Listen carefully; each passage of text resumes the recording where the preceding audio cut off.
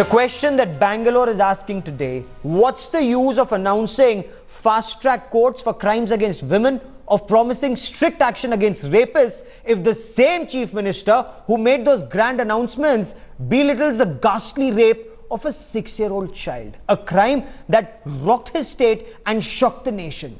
Is Siddaramaiah not shaken out of his slumber even as the entire state is on the streets up in arms at the attitude of the school administration and the state police? Headlines today's Rohini Swami and Ratnika Sharma with this report.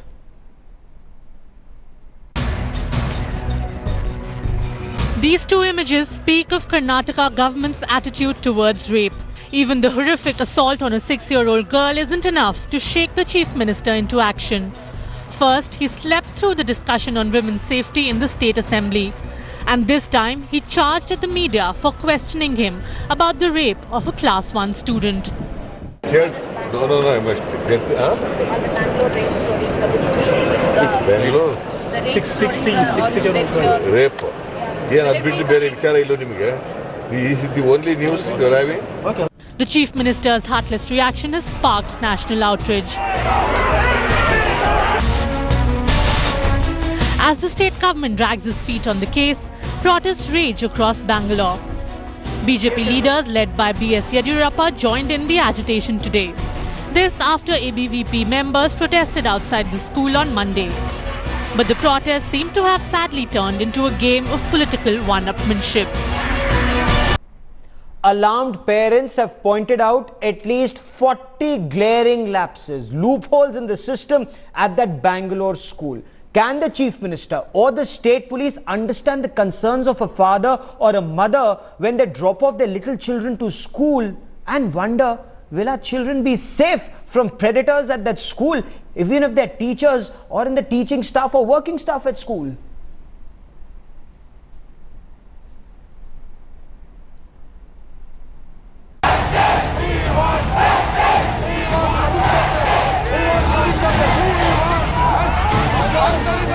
The unending fury of these parents in Bangalore won't subside until their terrible fears are assuaged. Until the men accused of raping their children's 6-year-old schoolmate face the full brunt of the law, and without any delay. But as the investigation intensifies, the school has been fully exposed. Just days after the incident, the parents have compiled a list of 40 major lapses at the school. A charter of demands that proves the rape was a crime simply waiting to happen at one of Bangalore's most elite and expensive schools. For starters, all school staff need to have their background checks thoroughly done through an established system, including outsourced services even remotely related to school activity. Security systems including CCTV cameras in every area accessible by students barring restrooms. Deployment of male and female security around campus to escort children if necessary. And finally, perhaps most importantly, to bring back a functioning parent-teacher association. Really, it affects me a lot. I'm scared after hearing these news. 6-year-old girls, 7-year-old girls are raped. It's shocking. It's really very shocking to hear all. As a mother, I feel very insecure and very anxious, and this should not be done. It may be anybody, any age, a girl or a woman or a lady. It may be from age 6 to 60. Everybody needs their protection. The rape of a 6-year-old has shaken one of India's most progressive cosmopolitan cities, once famous for how safe it was and clearly no longer. Bureau Report, Headlines Today. As protests continue, the main accused, Mustafa, the skating instructor at this school, he's been remanded to 7 days in police custody. But he may not have been operating alone. Were there other staff members aiding him? Were they a part of this? If so, why have they not been exposed and brought to justice immediately? Other children are equally vulnerable.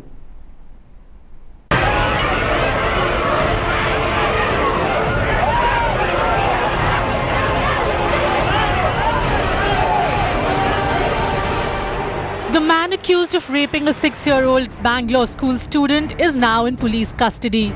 The state government has said that the Gunda Act will be invoked against him.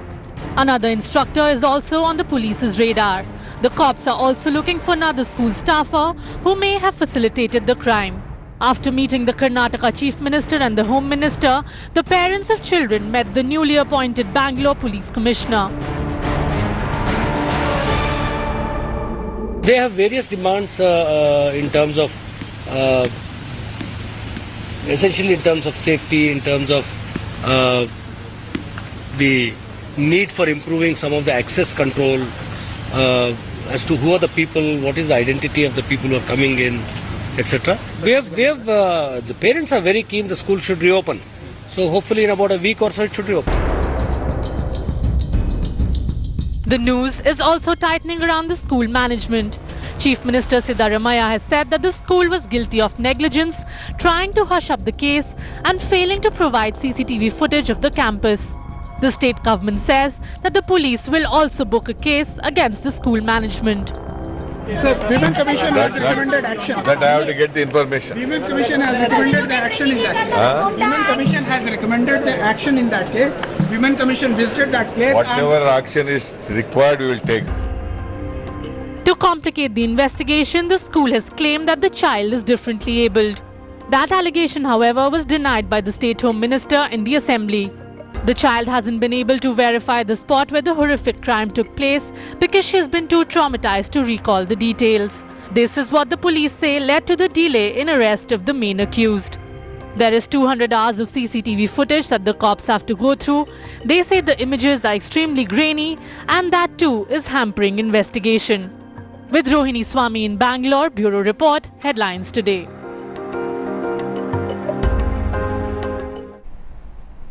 Now, one of the major concerns surrounding this investigation in the Bangalore school case is how will the police question that 6-year-old child who was a victim in this case? Are the police adequately trained? Are they sensitized enough to handle little children?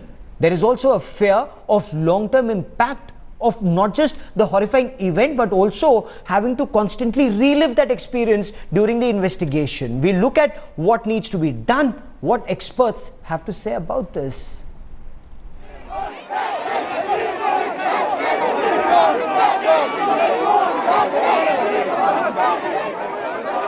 The nation is shocked and protests in Bangalore keep the focus firmly on bringing the culprits to book.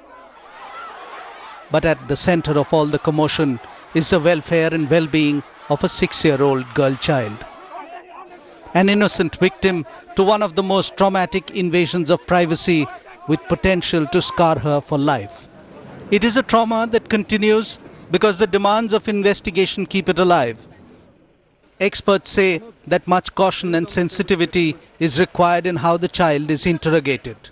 First of all, she should be with her parents or some adult whom she confides. It could be mother, father or anybody. And also there must be a counselor or a psychologist along with the police so that the counselor sees that the questions are asked in such a manner that a child is able to give answers properly. Not just very young children, but the events in Bangalore have struck fear into the hearts and minds of older children too. And trust deficit between a child and her mentor becomes the first victim. I'm scared after hearing these news. 6-year-old girls, 7-year-old girls are raped. It's shocking. It's really very shocking to hear out. The events in Bangalore have raised questions not only about how schools function, but also about what constitutes education. The demands have been there that children from an early age should be guided into understanding concepts such as good touch and bad touch, the first steps towards sex education. These days children are very aware. They are very communicative, vocal about their experiences and they communicate very well with the parents. The first thing is the parents should tell them that what are private parts. These parts nobody should touch them. Only they can touch or their parents can touch when they are taking bath or when they are in the toilet. Okay, so this kind of information should be given. Secondly, they should be given so much confidence that when somebody touches them, they should shout or they should not let them touch.